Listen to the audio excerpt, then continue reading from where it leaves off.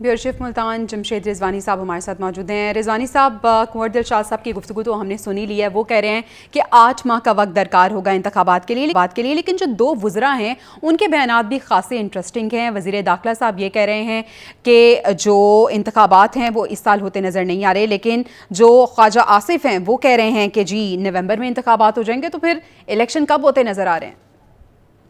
देखें, जो कमर दिलशाद कह रहे हैं और जो इलेक्शन के कंडक्ट करने की बात है, तो कमर दिलशाद तो क्योंकि वो सेक्रेटरी इलेक्शन कमीशन रहे हैं, तो वो तो उस प्रोसेस की बात कर रहे हैं जी। जिससे इलेक्शन कमीशन को गुजरना है।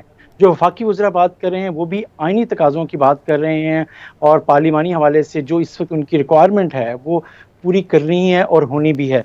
लेकिन जो वज़रा हैं वो, अगर हम उनकी बातों को देखें और हम अगर साबिक सेक्रेटरी इलेक्शन दिलशाद को देखें, तो एक बात बड़ी वाज़ेह हो रही है, वो ये हो रही है कि आईनी तौर पर एक नई बहस छिड़ेगी।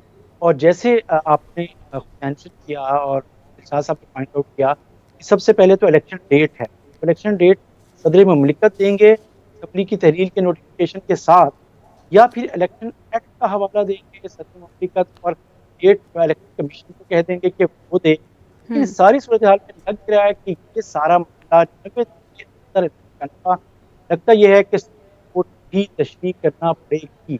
और जो कुछ भी होगा, मुझे लगता है कि सुप्रीम कोर्ट एक बार फिर अहम पाकिस्तान का मरहला है, एक नई पूरी हुकूमत, उससे पहले इंतखाबात का, मुझे लगता है कि ये जो तशरीह होगी आइन के इलेक्शन एक्ट जो है उसकी जो सेक्शन 57 है उसकी अहमियत होगी। सदर मुमलिकत के जो अख्तियार है आर्टिकल 48(4) उसकी होगी, या फिर आर्टिकल 51 की होगी जिसके तहत आपने मरदमशुमारी के बाद हल्का बंदी करनी है।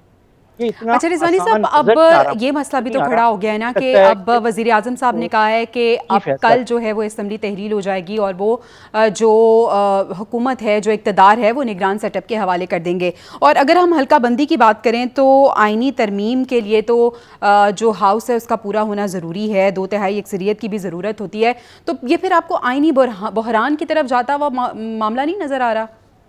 मुझे आईनी बहरान है या नहीं, लेकिन आइन की तशरीह ज़रूर होगी इन 3 अच्छा। आर्टिकल्स की, 2 आर्टिकल्स की और एक इलेक्शन कमीशन एक्ट के जो भी तरमीम हुई है, जो उसका सेक्शन 57 है कि अब इलेक्शन की जो डेट है वो इलेक्शन कमीशन देगा। लेकिन उससे पहले सदर मुमलिकत का इख्तियार है, जो असम्बली तोड़ने का इख्तियार दे रहा है, वहाँ सदर मुमलिकत को पाबंद भी कर रहा है कि वो इलेक्शन की डेट देंगे।